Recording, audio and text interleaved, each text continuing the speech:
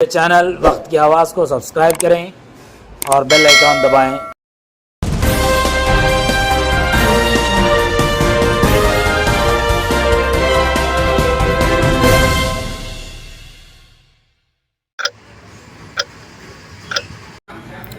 नाजरीन, वक्त की आवाज़ चैनल में आपका इस्तकबाल है।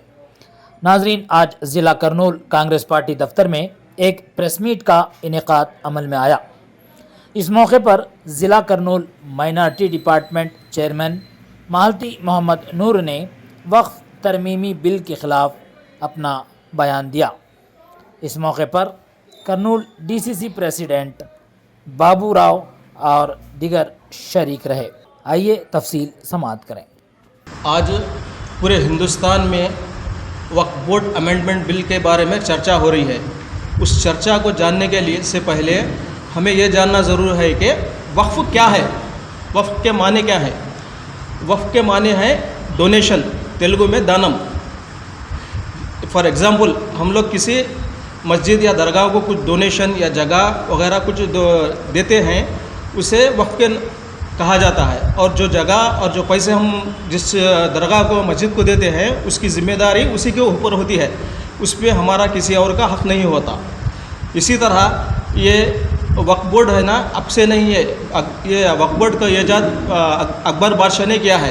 उस वक्त दरगाह और मस्जिदों को डेवलपमेंट के लिए उन्होंने जागीर दी है, उसे वक्फ बोर्ड कहा जाता है। इसी तरह मंदिरों के को भी उन्होंने दिया है और मंदिरों के डेवलपमेंट के लिए भी उन्होंने जगह दिया है, उसे एंडोमेंट लैंड कहता है और वो देवादाय शाखा में आता है।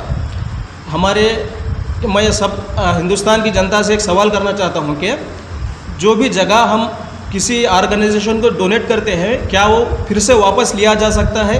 क्या ये हमारे हिंदुस्तान का कल्चर है? दूसरी बात, और पूरे सोशल मीडिया और चैनल्स में एक बीजेपी लीडर एक प्रोपोगंडा कर रहे हैं कि वक्फ बोर्ड आम जनता की ज़मीनों पर कब्ज़ा कर रहा है। मेरा ये उनसे सवाल है कि वक्फ बोर्ड आम जनता की जगह पर कब्ज़ा कर रहा है या वक्फ बोर्ड की जगह पर आम जनता कर रही है? ये इसके बारे में सोचना चाहिए कि बीजेपी लीडरों की आइडियोलॉजी, सोच क्या है। उनकी सोच सिर्फ ज़ात पात में और समाज के ख़िलाफ़ काले कानून बनाने में है, ना ही देश की तरक्की करने में।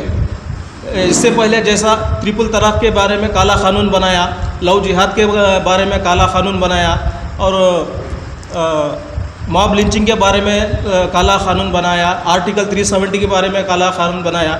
हाल ही में इलेक्शन से पहले इस वक्फ बोर्ड अमेंडमेंट बिल का पार्लियामेंट में पास किया है। ये सब काले कानूनों की हर बिल को हमारे रियासत आंध्र प्रदेश के YSRCP और TDP हुकूमत दोनों इस बिल को पास किए हैं। पूरे हिंदुस्तान में इस बीजेपी के ख़िलाफ़, इन काले कानूनों के ख़िलाफ़ कोई पार्टी आवाज़ उठा रही है, वो है सिर्फ़ और सिर्फ कांग्रेस पार्टी। कांग्रेस पार्टी इन काले कानूनों के ख़िलाफ़ कल भी आवाज़ उठा रही थी, आज भी उठाएगी और आइंदा भी उठाएगी। और हम कांग्रेस पार्टी माइनॉरिटी डिपार्टमेंट से हम डिमांड करते हैं कि नरेंद्र मोदी साहब, आप हिंदुस्तान के बारे में सोचिए, हिंदुस्तान के किसान के बारे में सोचिए, हिंदुस्तान के नौजवान के बारे में सोचिए, रोज़गार का बारे में सोचिए।